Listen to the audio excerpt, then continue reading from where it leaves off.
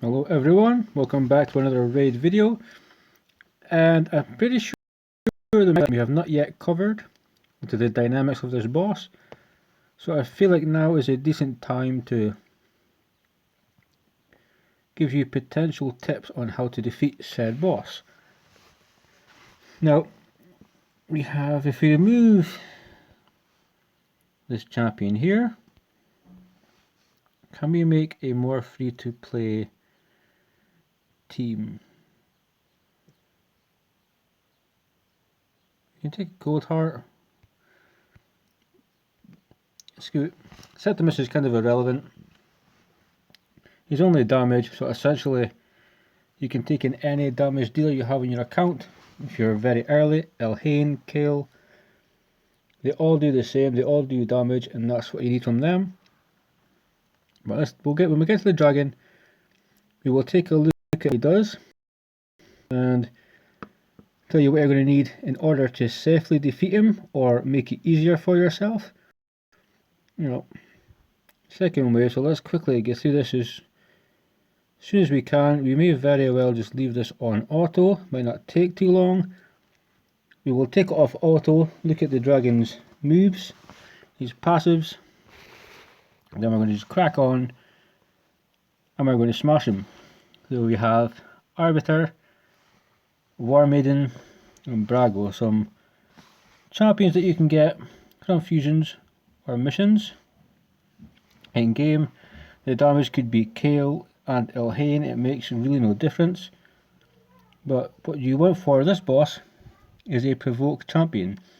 You want to channel his rage into one of your champions to ensure the rest of your team are unharmed.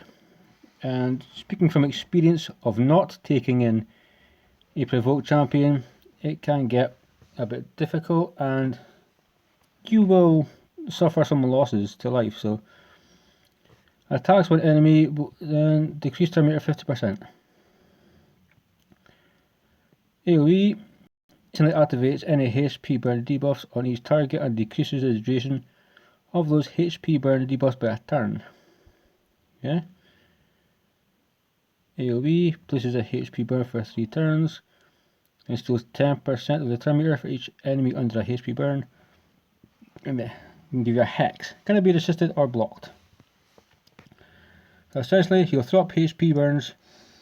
You will mess around with the duration of them, and when hex goes up, it cannot be resisted, which means you have to take it. And did it say it cannot be removed?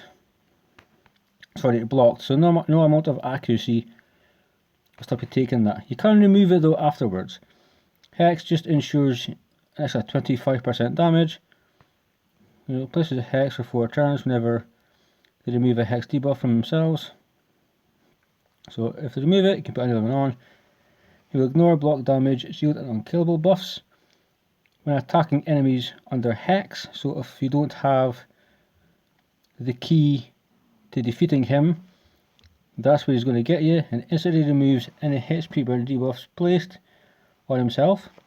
Hold after the Magma Dragon, and it places him as continuous heal for 2 turns. So you don't want to try and burn this guy down, that will become a continuous heal. Not what you're going for. He's basically immune to everything apart from poison. Not necessarily important. Damage from skills that scale, okay, yeah. So the last passive is essentially if you take in Royal Guard, Cold Heart, which I have here, you will only not exceed take 10% of your max HP, which means you can take a poisoner in. I don't mind taking these 2 damage dealers in. Quite comfortable with the time, but what you need is a provoke champion. You need to channel a provoke on one of your champions to ensure that he cannot do all of his moves. If he's provoked, he will do his A1, just the same as if your champions get provoked, it will be the exact same. And that's why we have Brago here. So if we do one more run and we leave it full auto, the exact same. That is the key to defeating the Magma Dragon. If you don't have a bow, essentially you most likely do have a provoke champion.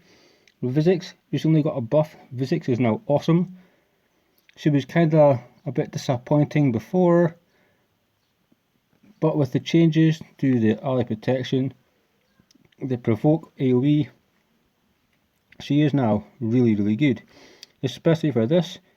If you have a Molly tankard, if you go to campaign, and I believe it is stage 4 or 5, and you get a Greybeard, he is a farmable campaign champion that puts up a provoke. He can do the same thing here.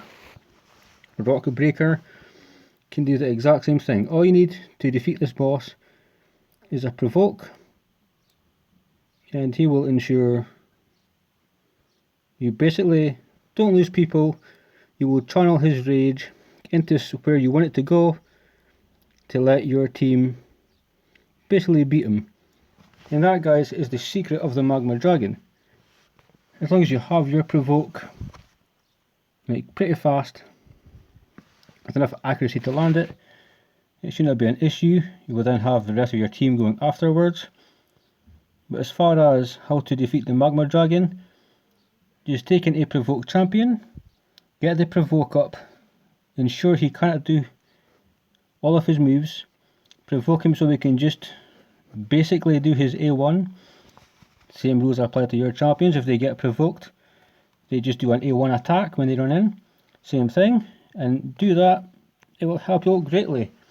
So guys, I think that's the 4 bosses covered. We have spoke of the spiders, we have spoke of the scarab and Magma Dragon. So guys, I hope this little video was useful. The information is relevant, and as always, I love you all, and I will see you very soon.